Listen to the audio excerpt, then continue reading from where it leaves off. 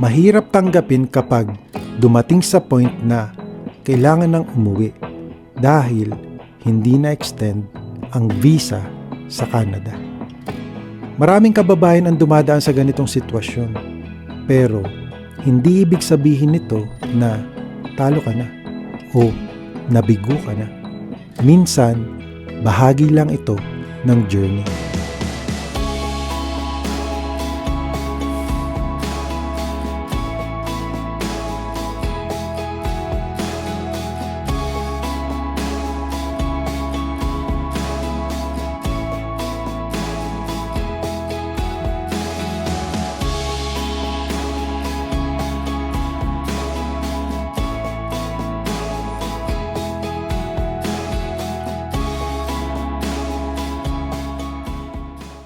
Alam mo yung pakiramdam na dumating ka sa Canada, na puno ng pangarap, excited, kinakabahan, pero hopeful.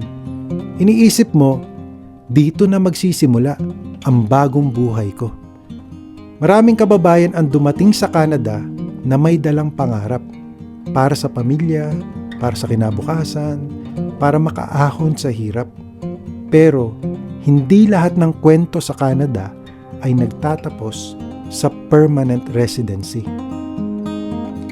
May mga pagkakataon na kahit anong sipag mo, kahit anong diskarte mo, kahit anong overtime pa ang iyong gawin, darating yung araw na maririnig mo ang balitang ayaw mong marinig. Hindi na-extend ang visa mo. At sa isang iglap, parang gumuho lahat ng plano.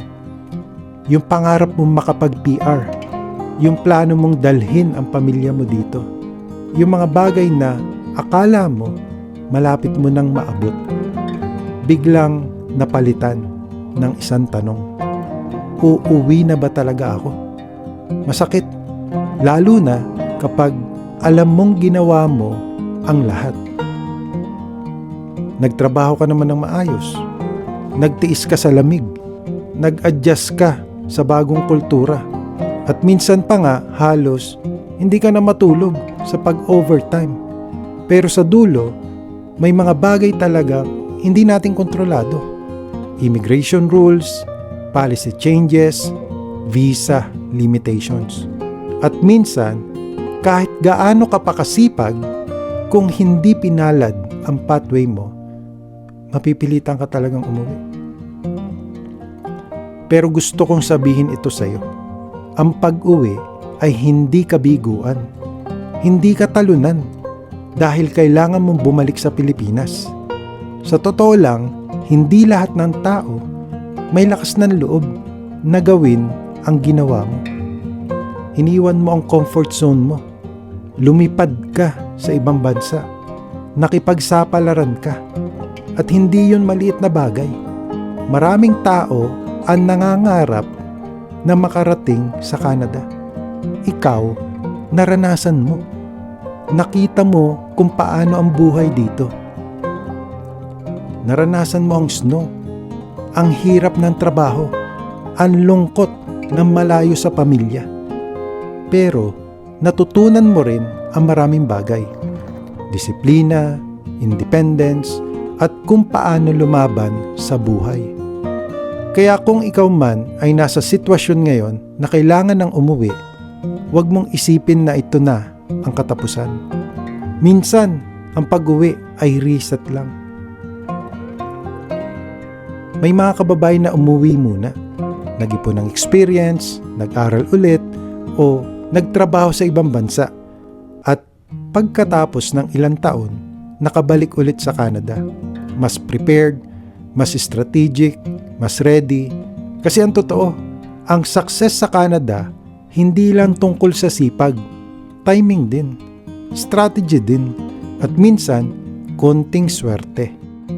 Kaya kung ikaw man ay papauwi na, umuwi ka na may taas noo. Hindi ka umalis ng Pilipinas para matalo. Umalis ka para subukan ang pangarap. At iyon pa lang, panalo ka na.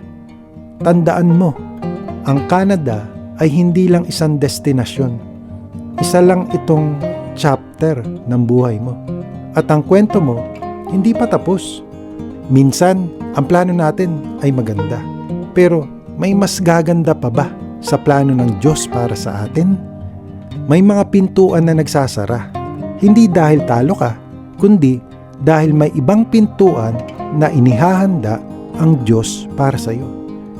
Maaaring hindi mo pa nakikita ngayon kung bakit nangyari ito.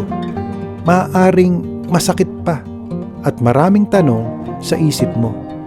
Pero tandaan mo, hindi nasasayang ang sakripisyo, hindi nasasayang ang luha, at hindi nasasayang ang pananampalataya.